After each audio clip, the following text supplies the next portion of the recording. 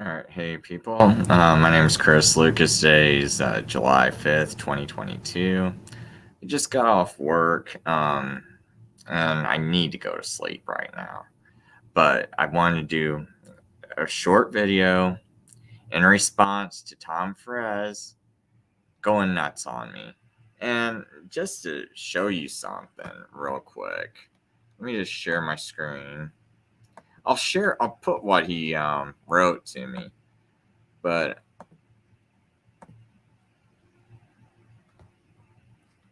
And you would think all these guys that are against the Jesuits could all work together, but it's like, no, some people want to promote racist Jesuits like Eric Phelps and be buddies with them, and then they want to slam the people that and you know what? I never even attacked Tom Friess for that, though. I think it's wrong. I think you're hurting other people. You're hurting the whole movement. Um, by doing that.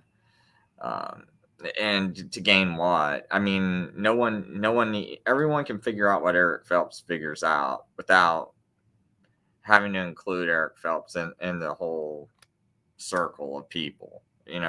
What good does it do to have this racist guy? And then he's also getting you to say some racist stuff, and I won't bring it up. I won't go there. I can find it, but I'm not gonna do it, dude. And I already know it made some people mad because I saw the comments.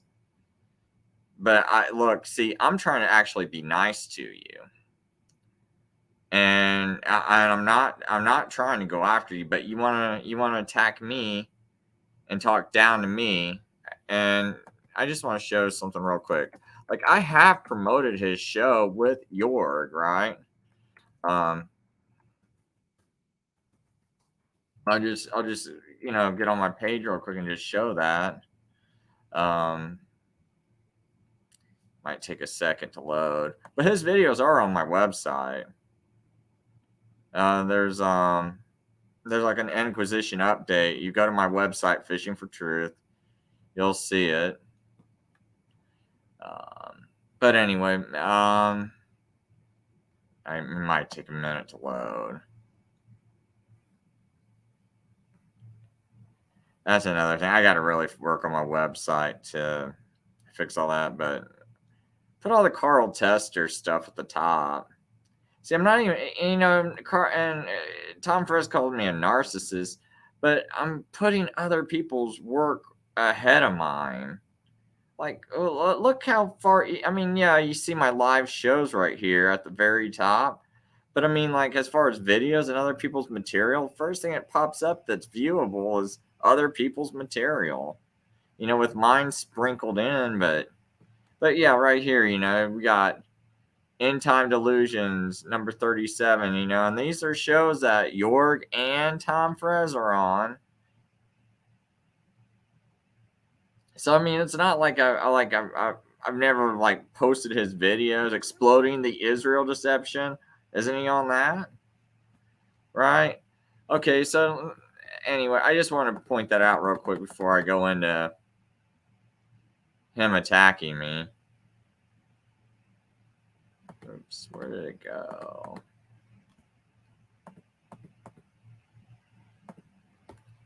Sorry.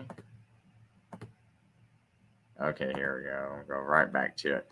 So anyway, I posted this comment, and this comment I posted on this video. I'm not even sure if it shows up because I looked on another account and it was gone. So I'm not even sure if this comment's still there, whether he got rid of it or whether it's just like a YouTube glitch. But anyway, it's on this video, Exploring the Israel Deception, Get into the Lifeboats Means Come Out of Her, My People. And I just posted, I said, on my shows, I've been telling people about Karl Tester. And anyone that goes and looks at his work, I mean, you will see that excuse me, you'll see that is one of the best Historicist series you'll ever watch, his Revelation series. Now, if you don't have time to go through the whole thing, just to see what I mean, maybe look at the part about the four horsemen, or go to Revelation 13, part 5, where he's talking about the image of the beast.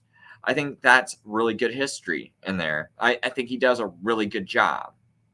And I didn't know about it. I just found out about it a few weeks ago. So if this is like something everyone knows about, I mean, I don't know why you would get mad at me for just sharing it. And if it's something no one knows about, you should be thanking me. And he destroys, like Ken Gentry is one of the best preterists I know of, and he absolutely destroys Ken Gentry and his video about his, like, I can't remember what the title of it is, but it has something to do with preterism. He's got this preterist series that he like just destroys Ken Gentry, and so it's not even like this guy's going after like the little people. Like he is like the people I think that give the best arguments. He goes after him. And as far as like the best historicists, well, they're all people that I've heard Tom Friess, or Jorg, and I've heard Brett Norman and other people who I thought we all respected. Like when we were talking about Henry Granton Guinness and all these other names. Well, this guy includes them all in his work. So where's your problem? And so I'm just suggesting him. And I did say, yes, he is Pentecostal, but it focuses on historicism, which is about prophecy interpretation, with which all the reformers agreed on, regardless of denomination. See, I mean, and Tom Friess, no one can argue with me on that. That's just a fact that almost all the Protestants agreed on the historicist method of interpreting Bible prophecy. Okay, and that was one of the key things that helped bring the papacy down, was everyone being united in that view. But anyway, I go, and then I added this. I go, that is why I also focus on the 1599 Geneva Bible with footnotes, because the historicism, and I capitalized it, and those footnotes is why they came out with the excuse to create a better version of the Bible by creating the 1611 authorized King James Bible, which has a few words that might be better and some that are not as good, but the historicist footnotes, which were a threat to popery, are gone. See, and I believe that was the reason for coming out with the 1611 King James. I don't believe it was that. I don't believe it was better. The whole thing was better. I just don't.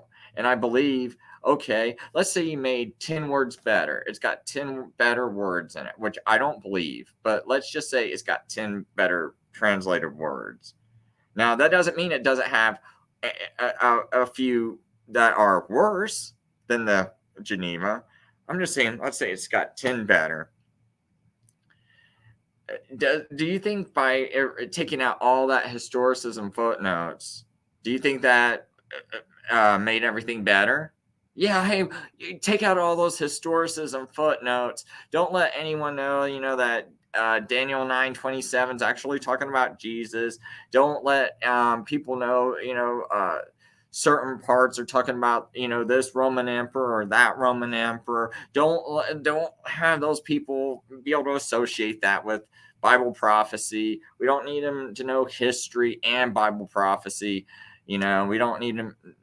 I mean, like, to me, it's just kind of it's kind of stupid, because isn't that what you do on some of your shows, right? You talk about historicism, you talk about historical events that fulfilled Bible prophecy. So what's the problem with having it right there in the Geneva Bible? Do you think most people, especially in that day and age, they can afford a lot of books? Are you like a moron? I mean, like, do you actually actually sit there and try to comprehend what living in those times might be like? How rare it is to have that kind of knowledge. They didn't have internet, okay? Think, okay? I'm telling you to think before you speak. They did not have internet back then, Tom.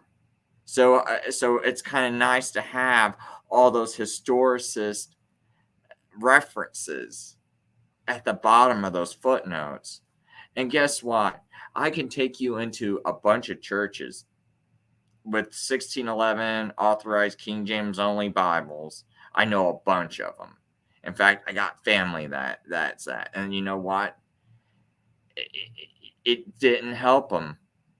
Didn't help them one bit. I can find plenty of churches that teach futurism that are King James only. But you know what? All the people I know who actually read their Geneva Bible, they don't believe in futurism. I wonder why. Well, gee, it's kind of hard to make someone believe in futurism when you're like, well, wait a minute, 400 years ago, they said Daniel 9:27 is Jesus. Why are you teaching me something different? Because that would be in that footnote. They would be, a pastor might try to say, oh, this is about some future Antichrist. And you look at that footnote and you're like, whoa, wait a minute. This person looks like they fulfilled part of this, and it's not even about a future Antichrist. You'd be just reading different parts of the book and not getting caught up in all this preterism and historicism. I mean, at least you would have those footnotes there to ask a question, to even prompt you to think that might not be the way it's supposed to be interpreted, and then make your pastor explain it. But so why was that wrong for me to post that? And I go, and the 1611 gives you Easter. Notice how no one cares about improving the errors in 1611, like text that helps hide the true Sabbath, the seventh day Sabbath, or fixing the text to show Jesus rose on the Sabbath and not Sunday. There were no Sunday church meetings. So if the 1611 is really about wanting a better version, why throw Easter in? Why hide the true Sabbath? And now, how is any of this supposed to provoke someone's wrath?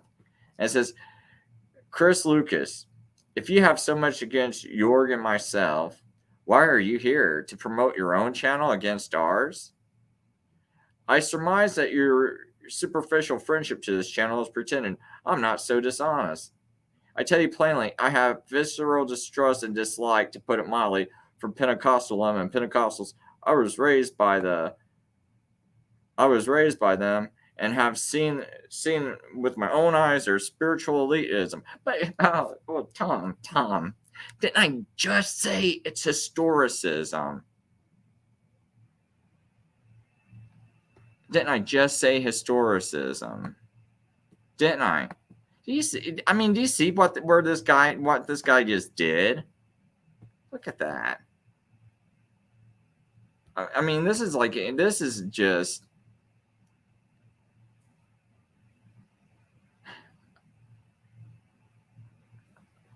Oh boy, I like Pentecostalism, Tom. Okay, so wow. See, he just really went the wrong place on there, didn't he?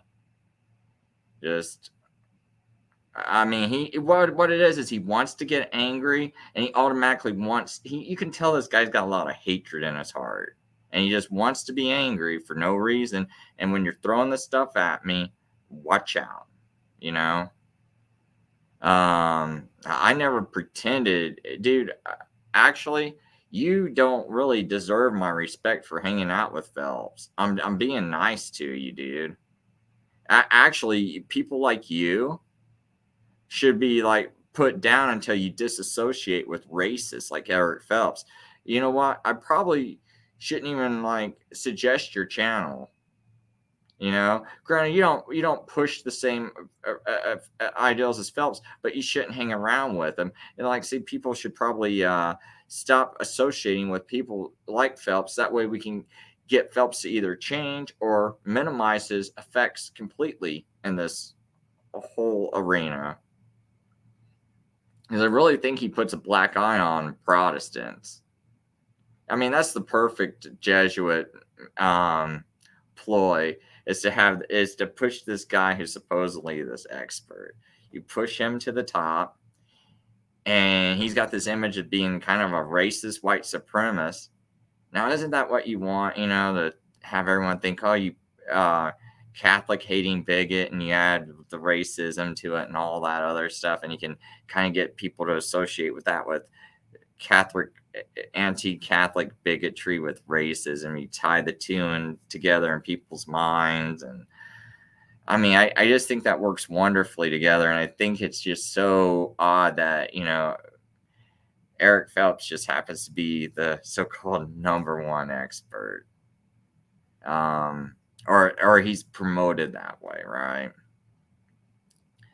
But no suspicions by everyone, even though he was on Nicholas Arthur's channel, or radio station, and here's Nicholas Arthur pushing Jesuit John Weaver's material, The War of Northern Aggression, and John Weaver would speak with Thomas De Lorenzo, who is a Jesuit professor at Loyola University, right? So, and I know these guys from being in the Constitution Party. That's why I quit. That's what woke me up in the first place, was arguing with these guys, because they were bashing Lincoln. And I was trying to help this other guy run for president. And I was like, man, why do you guys hate Lincoln? I tell you what, I'm going to go back and look at some old material and get back to you guys. And because I don't think this is right, what you're doing, what you're saying. But maybe you are. I'll be open-minded, but I'm going to just go research some history. And I found these books like 50 Years of the Church of Rome, and that one's Rome's Responsibility for the Assassination of Abraham Lincoln by Brigadier General Thomas Harris, who oversaw the trial of the co-conspirators against the assassination of Abraham Lincoln. I went and found these books, read them, and came back with that information, presented it to the Constitution Party people, and I was like, "Do you know about this?" And they were like, "Oh, well, that was written after the fact." And I just walked away at that point, because I was like, "Oh, okay, all history is written after the fact." I mean, if something happened and I write about it 1 second later, I wrote it after the fact.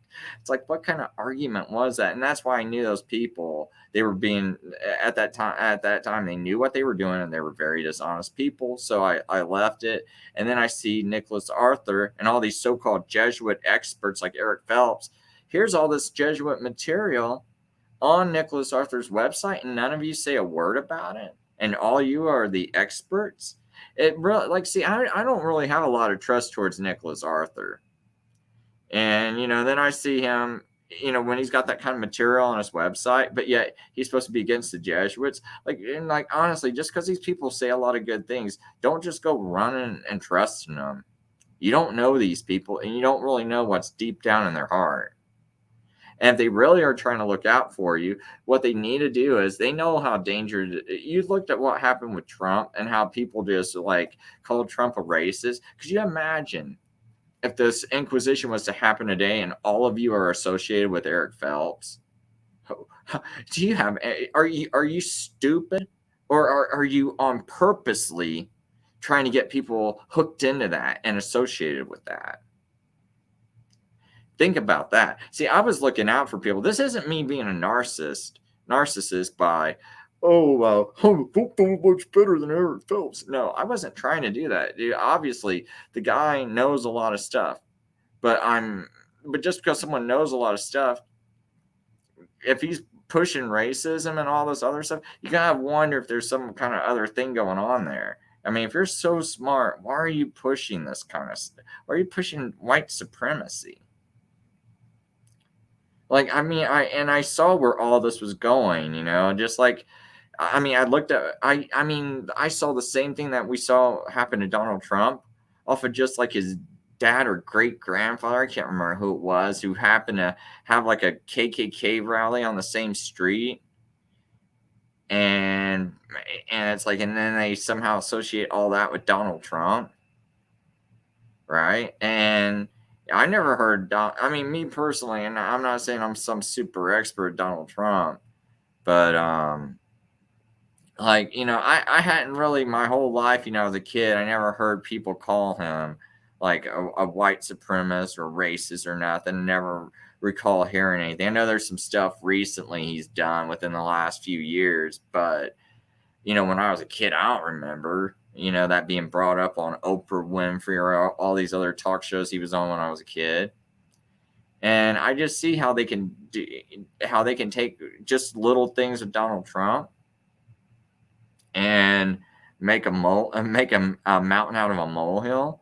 And I just think it's a lot worse with Eric Phelps.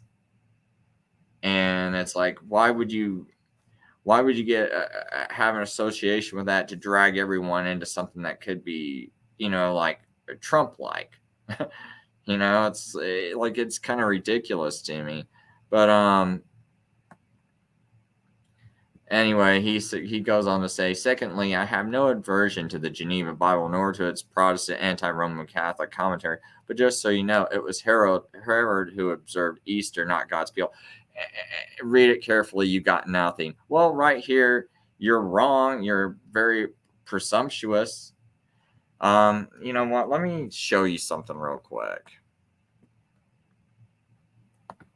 How to find Easter forever.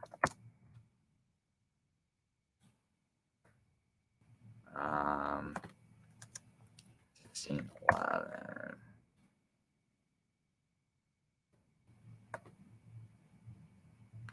Okay, so this is in the King James Bible, right? Right at the first page, this is their precious 1611 King James Bible. What do we see up on my screen? How to find Easter forever. Now, back in those days when they printed the Bibles and other literature, sometimes they would substitute the S's for F's, the U's for V's. I can't remember why they did it off the top of my head. But that's one of the things they used to do. But how to find Easter forever. Now, Tom Friess's argument is that the King James translators were so inspired that they knew that Herod must have been talking about Easter and not Passover. And it was, and so he's saying it was Herod who observed Easter, not God's people. So see, he's meaning that, so in that context, he's saying Easter is pagan and that the King James translators got it correct. There's so many things wrong with that, and this just shows you what a pompous, full of himself, because he's so driven by hate, wanting to hate me, and jump to hating me, and jump to name calling me, and jumping to attack me, that he's just gonna let things fly out of his mouth that make no sense. I mean, like, I'm not. He's the one who promotes the Geneva Bible all the time, not me. I mean, he's the one who promotes the he's the one who promotes the King James Bible all the time, not me. So if the translators got it correct, and that's a pagan holiday, because that's what he's saying. Why in the 1611 Bible does it say how to find Easter forever? Why do they want you to find this pagan holiday forever? Now, I actually know the truth, and why all this is really in there and what they were really thinking. I'm not going to go into the whole history of their use of Easter and Passover, but see, all the other, I think it's 28 times they translate Pascha or Pascha, Pascha. It means Passover. They translate it to Passover. But in the one time after the resurrection, they translate it to Easter. And see, my whole thinking is why they decided to do that was they wanted to show that it's different now. That Easter is a Christian holiday. They were trying to have a difference between the Jewish Passover and Easter. And I think this leads into a lot of bad theology. I think you should consistently translate Passover the same way. And when you go and look at other translations before 1611, except for the Geneva Bible is the one Bible that consistently translated Pascha to Passover and correctly did so. Another problem with that passage is I'll just pull it up here because see, and then we're just going to read the rest of what Tom said to me, but 1611 authorized. Oops.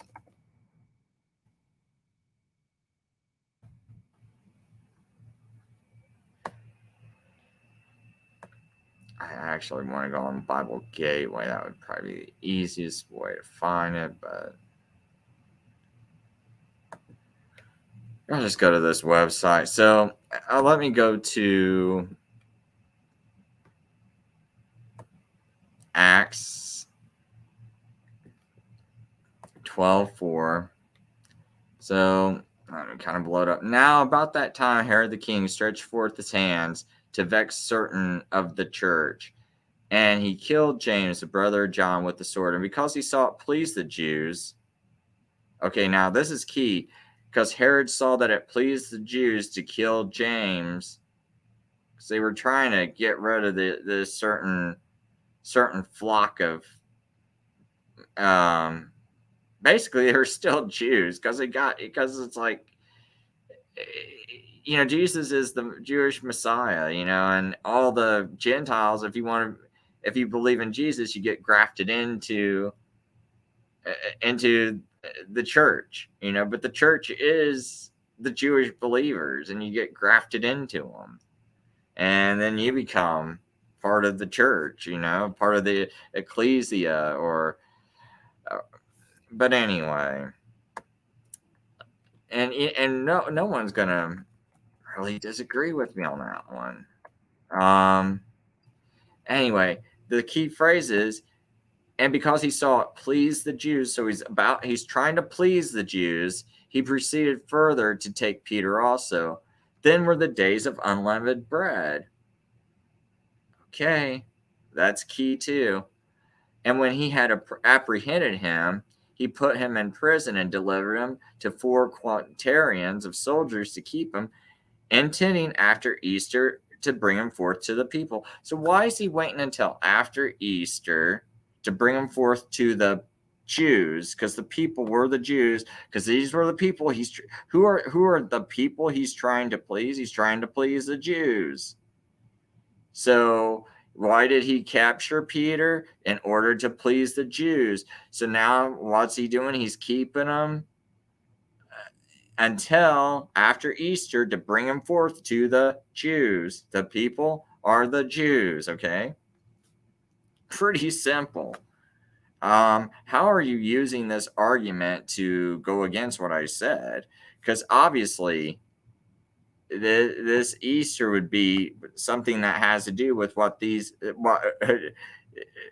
people are representing, and this whole passage is about pleasing the Jews. So why are you waiting after Easter? Because you're trying to please the Jews. It says it right there.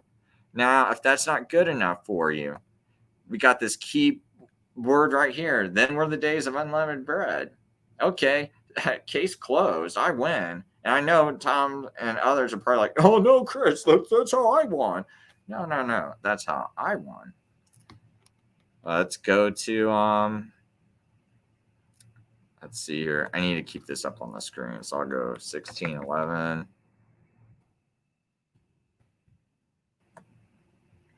Okay, let me just show you one more thing. We'll go to Luke. Because see, some people Tom saying, oh no, that's not Passover. Because it happens because the days of unleavened bread are after Passover. Okay, here we go. Luke chapter 22. Now the feast of unleavened bread drew nigh, which is called the Passover. Uh-oh. Uh-oh. Uh-oh. Now the feast of unleavened bread drew nigh, which is called the Passover. Let's see here. And because he saw it pleased the Jews, he proceeded further to take Peter also. And then were the days of unleavened bread. And so, and tending after Easter to bring him forth to the people. Now the feast of unleavened bread drew nigh, which is called the Passover.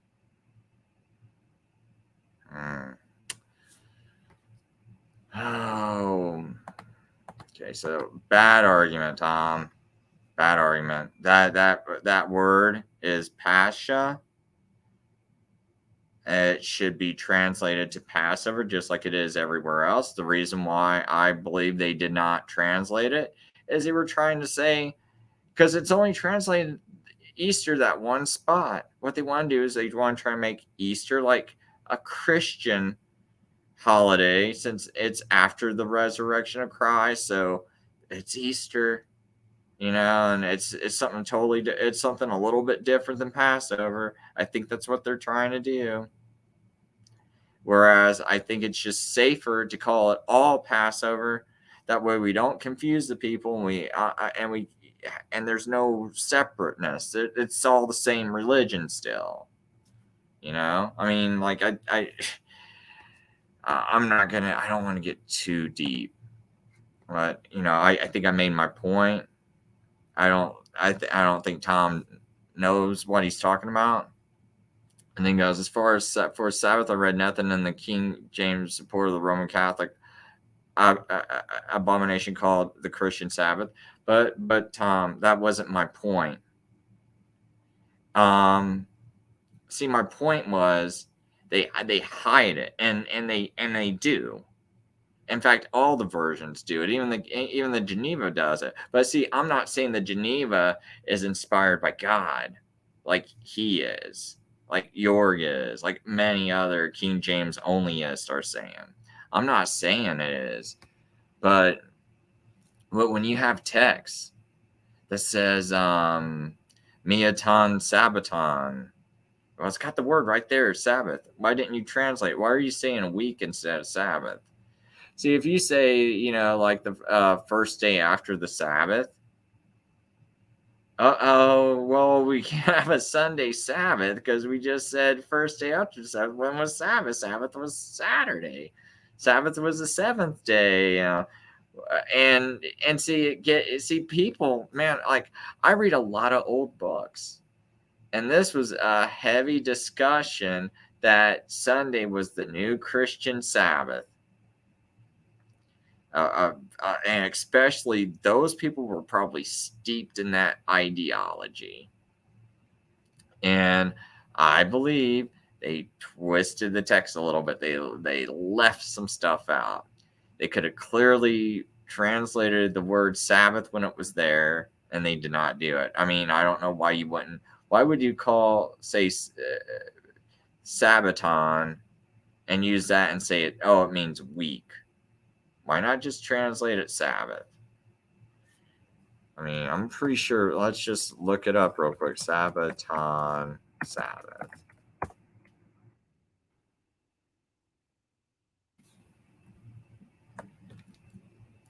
So why wouldn't you just say?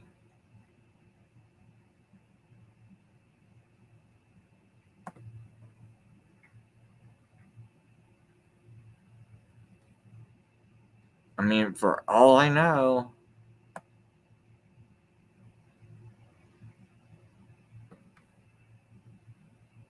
Okay, Sabbaton means special Sabbath.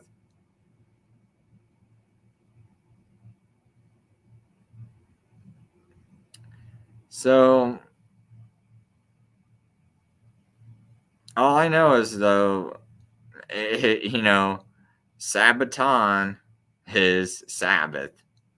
I mean, whether you say it's special Sabbath or not, it's Sabbath.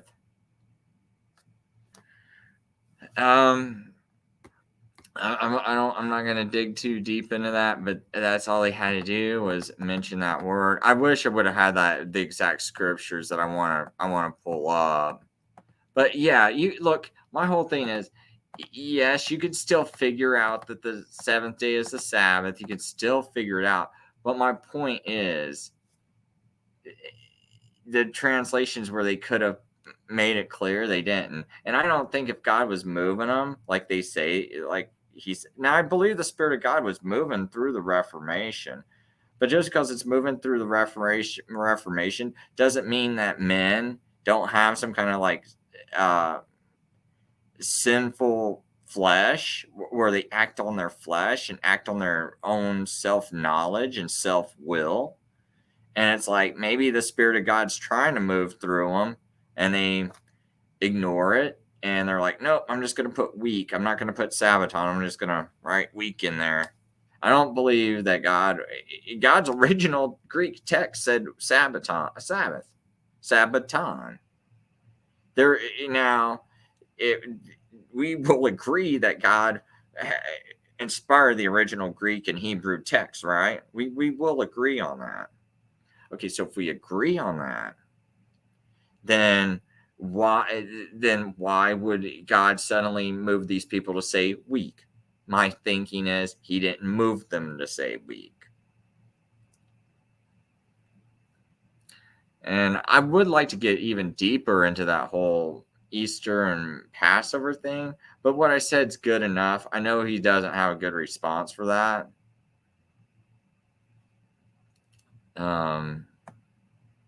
I'll make a video, but anyway, I said, anyway, he goes, again, why are you here? Why do you pretend to be a friend just to stir up controversy when there is none? Dude, you guys are pushing. I'm just trying to throw out my thoughts that Karl Tester's pretty good, but you don't say nothing in return. You don't give your opinion of him. You don't even promote him. You should actually promote him. He's really good. It doesn't matter that he's Pentecostal. Pentecostal has nothing to do. You couldn't even, if I just showed you his teachings, you would have no idea. If I showed you that one video series, you'd be like, you wouldn't know he was a Pentecostal. You wouldn't know what he is. You wouldn't. I don't even know if you would know if he's a Sabbath keeper or not. You wouldn't know what he is because it's just focusing on the historicist perspective. If you know anything about the historicist teaching, Tom, which you don't sound like you do, but if you knew anything about it, you would know that in a historicist teaching, it doesn't matter what denomination you have. This has to do with how you interpret Bible prophecy. Okay. So anyway, I replied to him, you are friends with racist futurist Phelps, who plays into pushing the Jesuit image of Protestants that we are racist, Catholic hating bigots, the exact opposite of people like Elijah Lovejoy, who was the abolitionist who was murdered. Excuse me, Elijah Lovejoy, who was the abolitionist whose murder helped really spark the abolition movement. Anyone who doesn't know who Elijah Lovejoy is, he was the main abolitionist who, when he was killed by about 5,000 Roman Catholics, who went into his printing press and murdered him. That sparked the abolitionist movement across the nation. That just really got people fired up. And so that's why I said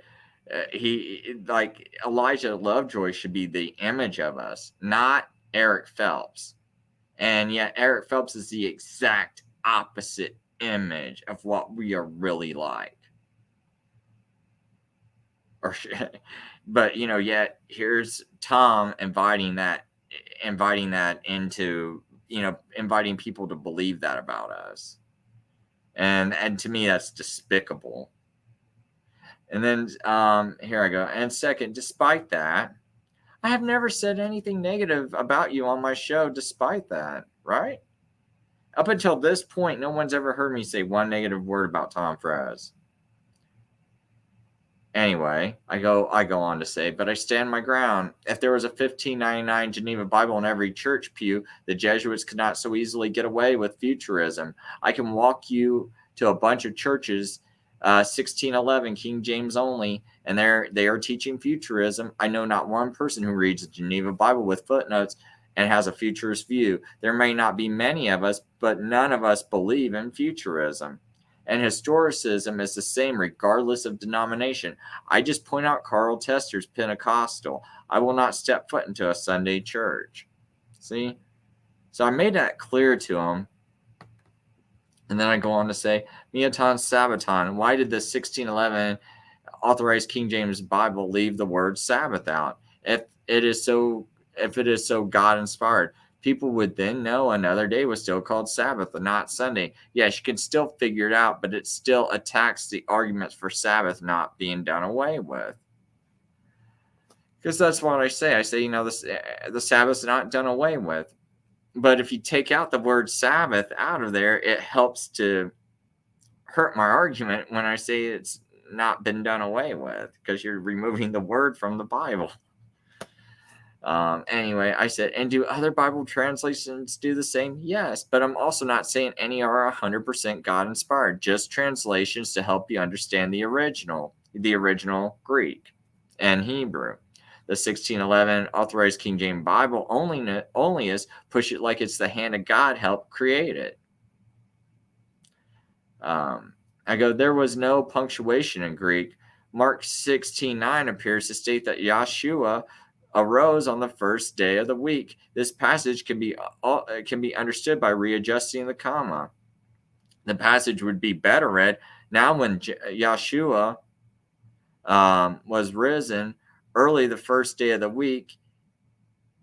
Hold on. Now when Yeshua was risen, comma, early the first day of the week, he appeared first to Mary Magdalene, out of whom he cast 7 devils.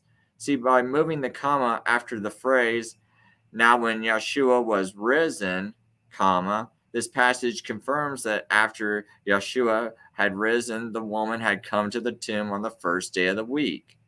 At this point, Yeshua had already risen from the grave. According to Matthew 12:40, he would be in the grave for 3 days and 3 nights, making the traditional time between Friday afternoon and Sunday morning impossible. The biblical record shows that he was in the grave from late Wednesday through late Saturday. Okay? And let me make sure one more time, the King James does actually have that comma in the wrong place, right? Or is it the inspired word of God? Oh my gosh. Is it inspired? Here, we'll see here. Mark 16:9. Now look at that. Now when Jesus was risen early the first day of the week, and then they put the comma, he first appeared to Mary Magdalene. Now, see, we're arguing that there was no punctuation in this, in the original Greek, and you could easily have, now when Jesus was risen early, comma, or no, hold on. Now when Jesus was risen, comma, early the first day of the week, he first appeared to Mary Magdalene. Now, see, that means Jesus was already risen, and then early the first day of the week, he first appeared to Mary Magdalene. But see, the King James puts that comma right after week, and that makes it sound like Jesus rose on the first day of the week. But see, that comma wasn't in the original. So that's a problem I have with the King James. Or is that inspired, Tom? Is that 100% right? Anyway, I go on to say, and as far as Easter goes, it's dishonest to translate Pascha, Passover, and other passages, but the one time it appears after Jesus' resurrection, they translated the exact same word, Easter. So I done went over that earlier in my video. And I read the 1611 Sites explanation, but they are also not reckoning a day properly either, trying to argue their point about Jesus being killed on Passover, so the Jews do not care if someone's killed on Passover. Passover was Thursday. Thursday starts at evening Wednesday. Days go from sunset to sunset. See, Tom doesn't seem to be very aware of all these things. And then I said, hey, go to my site. Joggler's videos are posted there. So it's like, yeah, you think. And he goes, for the last time, I ask you again, why are you here? Well, gee, Tom, is it not obvious? See, I think Tom's just really full of hate. Anyway, I go one more time, Tom, to expose the papacy, to fix the wrongs going on. If you view Karl Tester's work, it's some of the best historical work there is. I am not sure what you're getting mad about. If anything, I should be upset with you for not calling people like Phelps out. When people listen to your shows on First Amendment, and First Amendment radio is selling Jesuit material, did you ever warn your listeners, or did you just keep quiet for the sake of being able to do a show on First Amendment radio? Like Nick promoting John Weaver's War of Northern Aggression video, inspired by his buddy Thomas De Lorenzo, who is a Jesuit professor at Loyola. And I did videos even showing this, so I got video proof of all this if anyone wants to see it. My channel was deleted off of YouTube, but I do have backups on Odyssey. If you ask me, I will find it. Anyway, I go on to say, people need to be called out instead of being friends with them, just so you can do shows and have a platform. And so I'm saying, like, people like Nicholas Arthur and Phelps need to be called out instead of you being friends with them, just so you can do shows with them and have a platform. And I was willing to help any person sincerely trying to expose the Jesuits. I listened to many of you for months, hoping to find someone I could work with or help. None of you ever reached out to me, and on top of it, you're giving me grief when I promote your show. See, this is my problem is, like, years ago, like 10 to 16 years ago, when I was starting to do my videos, I actually had other things going on that I could have made money with. I had other, things I'd rather be doing. So what I was trying to find was someone that was serious, and that wasn't going to be hanging out with racists and making everything look bad. I was wanting someone that was serious about this, that like cared about the truth, wasn't trying to be people's buddies, but just wanted to, put the truth out there, and was like trying to find the purest truth, the best materials. And if someone was trying to do that, like how I am now, dude, I was trying to help someone, like, because to me, I just, like, my time is so stretched thin. I'm good at promoting people, but I'm not good at, but there's no one to promote. There's no one to work with. If I had someone to work with, I could get a lot further. But I got no one to work with because I'm fighting idiots like Tom Friess. Instead of like being him and me being friends and working together and pushing, and getting this stuff to go further, faster, it's like I'm sitting here, like getting into arguments with him, and then I know people who know him, and then it's like, well, Tom Friess, has some beef with you, and so I got some beef with you too, and then it starts to be a mess. It doesn't need to be a mess. And all these idiots that gave you thumbs up, they're idiots. Well, you know what? I won't say they're idiots. They could be very wicked people and deceived. But anyway, he goes on to say, Chris Lucas, the unknown expert martyr.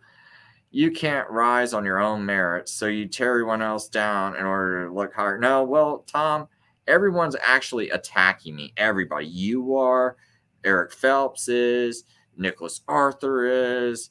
Name one who, like, what? Dude, I'm doing nothing but rising on my own merits, dude, because all of you guys are hanging out together because you don't think there's nothing wrong with promoting racist white supremacists and hanging out with them. I mean, Tom, you're looking really bad to some people, considering that you don't think there's nothing wrong with Eric Phelps. You don't think there's nothing wrong with Nicholas Arthur pushing lunar Sabbath?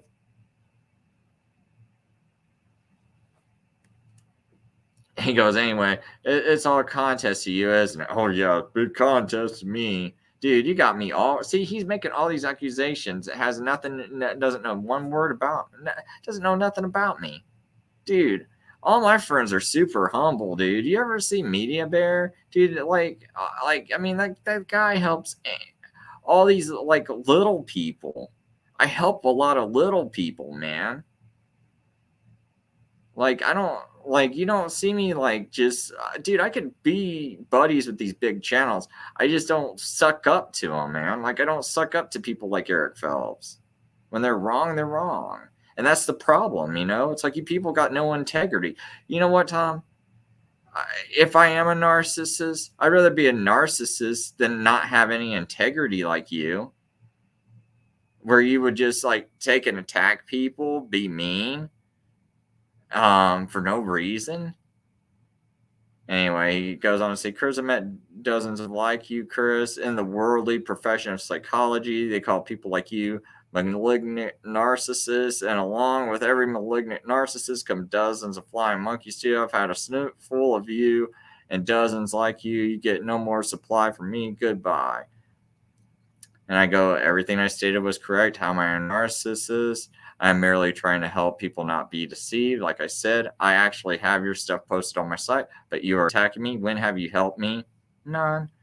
Never helped me. Never even offered to help me. And he's not even nice to me. You can see what a little, like, what freaking, like, dude, you know, I mean, there's so many words I want to say, and I'm just going to hold back. And I go, anyway, why does the 1611 King James say how to find Easter forever if your argument about it referring to a pagan holiday 12 on in Acts 12:4 is correct? Because that's what he said, right? So one more time.